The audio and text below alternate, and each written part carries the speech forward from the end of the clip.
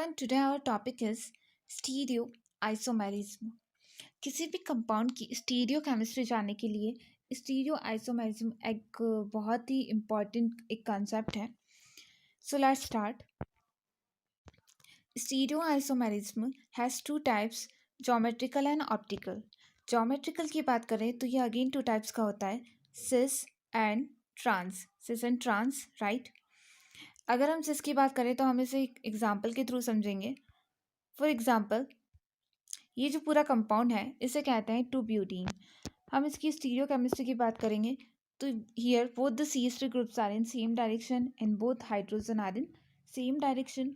So here we can say that the compound is cis 2-butene including its stereochemistry, right? अगर हम another example की बात करें तो यहाँ पर both the NH3 groups are in same direction and both Cl are in same direction. So here we can see that the compound will be cisplatin. प्लेटिन इस पूरे कंपाउंड की बात करते हैं और इसकी स्टीरियो केमिस्ट्री को इंक्लूड करके बोलते हैं, तो ये पूरा जो कंपाउंड होगा वो आपका होगा सिसप्लेटिन। और अगर इसकी एप्लीकेशंस की बात करें तो ये एक एंटी कैंसर ड्रग की फॉर्म में यूज़ होता है बिकॉज इसमें एंटी कैंसर प्रॉपर्टीज़ होती हैं, right.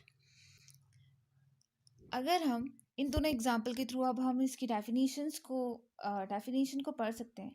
That when in any compound same groups are in same direction then the compound will be cis isomer और इन सिस फॉर्म। जब किसी कंपाउंड में सेम ग्रुप सेम डायरेक्शन में लगे हो तो हम इस कंपाउंड को बोलेंगे सिस समावयवी, हिंदी में बोलेंगे।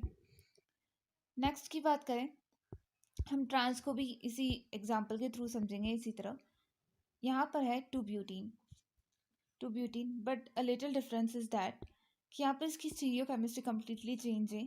दैट यहाँ पर both CH3 groups are in opposite direction and both CH group are hydrogen are in different direction or opposite direction. So here we can say this is 2-butene, but which this is trans 2-butene. अगर हम प्लेटीन का example लें तो यहाँ पर here both the NH3 groups are in opposite direction now and both Cl are in different direction or opposite direction. So here we can say that the compound will be transplatine, right? अगर हम इसकी definition को यहाँ से देखें तो here we can say that when in any compound same groups are in different direction then the compound will be in trans form and the compound is called as trans isomer, right?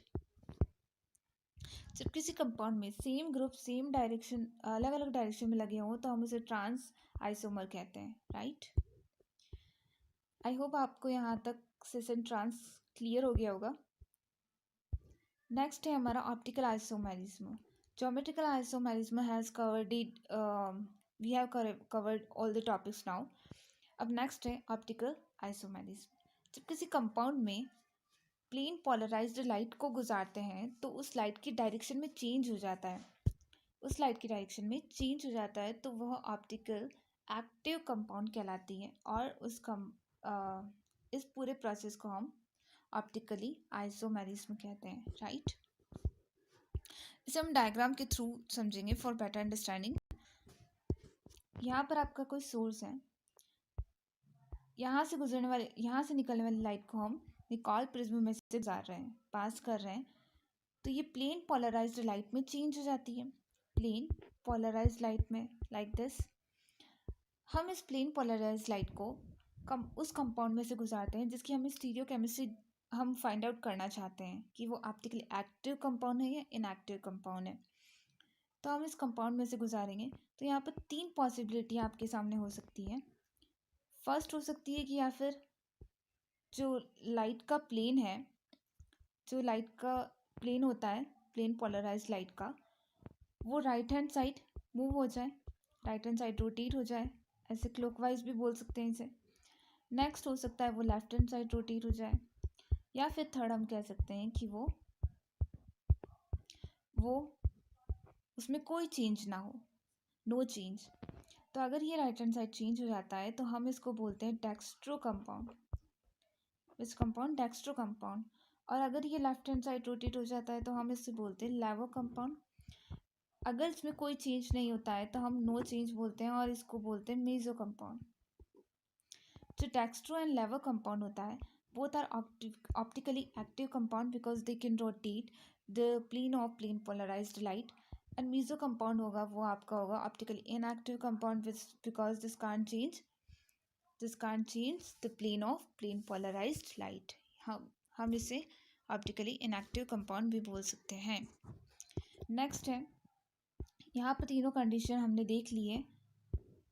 Next topic की तरफ चलते हैं। This is chiral carbon atom, इसे बोलते हैं asymmetric carbon atom. जब किसी compound में सिमेट्रिक एलिमेंट इन एब्सेंट हो, अनुपस्थित हो, तो हम उसे बोलते हैं कायरल मॉलिक्यूल और इस पूरे प्रोसेस को बोलते हैं कायरलिटी। हिंदी में बोलते हैं किरेल और इस प्रोसेस को बोलेंगे किरेलता। हम सिमेट्रिक एलिमेंट्स की बात करें तो ये 3 टाइप्स की होती हैं, axis of symmetry, plane of symmetry and centre of symmetry. Next point की बात करें कि यदि जो कंपाउंड है वह अपने मिरर इमेज पर सुपर इम्पोज नहीं होता है तो हम उसे बोलते हैं कायरलिटी। किसी भी कंपाउंड की कायरलिटी के लिए 3 कंडीशंस हैं, जिसमें से फर्स्ट थी कि उसमें सिमेट्रिक एलिमेंट प्रेजेंट नहीं होना चाहिए। सेकंड होती है कि वो अपने मिरर इमेज पर सुपर इम्पोज नहीं होना चाहिए, मतलब फिट नहीं होना चाहिए। और थर्ड है कि वह कार्बन की चारों वैलेंसी अलग अलग हो, जैसे कायरल कार्बन होता है, कायरल कार्बन कहते हैं, तो ऐसा कार्बन उसमें प्रेजेंट होना चाहिए। फॉर एग्जांपल, अगर हम इस कार्बन की बात करें, सेंटर की कार्बन की, तो यहाँ पर एक हाइड्रोजन है, एक फ्लोरीन है, एक Cl है और एक Br है। चारों वैलेंसी डिफरेंट है, तो हम कह सकते हैं कि ये जो कार्बन होगा ये होगा आपके कायरल कार्बन, राइट।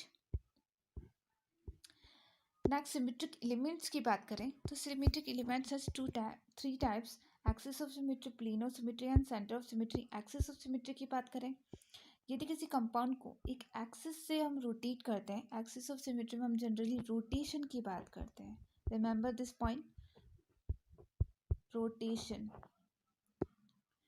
यदि उसकी इक्विवेलेंट स्ट्रक्चर मिल जाए हमें, इक्विवेलेंट, तो उसे बोलते हैं सिमेट्रिक एक्सिस। और ये जो कंपाउंड होगा वो ऑप्टिकली इनएक्टिव कंपाउंड होगा because of this symmetric axis. For example, water की बात कर ले तो इस हाइड्रोजन को 1 और 2 डिनोट कर दें, तो ये 180 डिग्री पे रोटेट करने पर यह आपस में इंटरचेंज हो जाएंगे। 2 वाला 1 पर आ जाएगा और 1 वाला 2 पर चला जाएगा, राइट। तो ये जो कंपाउंड होगा वाटर, ये ऑप्टिकली इनएक्टिव कंपाउंड होगा because of this axis of symmetry and this both structure will be equivalent structure, right.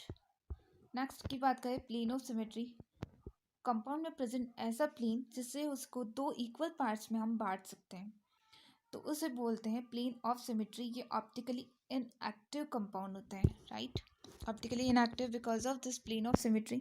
अगर हम ज़ीनॉन F4 की बात करें तो यहाँ पर ये प्लेन, यहाँ से आपने मिरर लगाया और इस F को ये वाला F रेफ्लेक्ट हो जाएगा और इस F को ये वाला F रेफ्लेक्ट हो जाएगा, तो हम यहाँ कह सकते हैं कि ये जो होगा वो ए कायरल मॉलिक्यूल होगा because of this plane of symmetry. अगर हम दूसरे एग्जाम्पल की बात करें तो हम इसे ये वाला प्लेन लगाते हैं इस बार, तो इस COH को ये COH रेफ्लेक्ट हो जाएगा और ये जो होंगे ये बाइसेक्ट हो जाएंगे। अगर हम ये वाला प्लेन लगाते हैं, सपोज हम ये वाला प्लेन लगाते हैं, तो ये कोई प्लेन ऑफ सिमेट्री नहीं होती बिकॉज इस H को ये वाला OH रेफ्लेक्ट रहा, विच इज़ डिफरेंट एटम्स या फिर ग्रुप्स बोल सकते हैं। तो ये जो कंपाउंड होगा ये प्लेन ऑफ सिमेट्री की वजह से ए कायरल होगा और ऑप्टिकली इनएक्टिव कंपाउंड होगा, बोथ आर।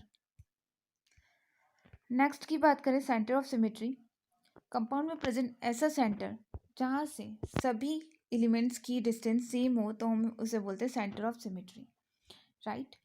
इस ज़ीनॉन F4 की बात कर लो, यहाँ से यहाँ तक की F की डिस्टेंस सेम, यहाँ से यहाँ तक की F की distance same, so here we can say that in this compound center of symmetry is present, so this is optically inactive compound, right।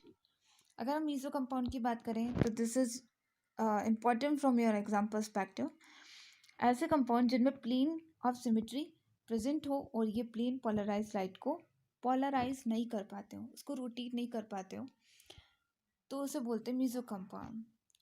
So this is now the end of this video. Thank you for watching.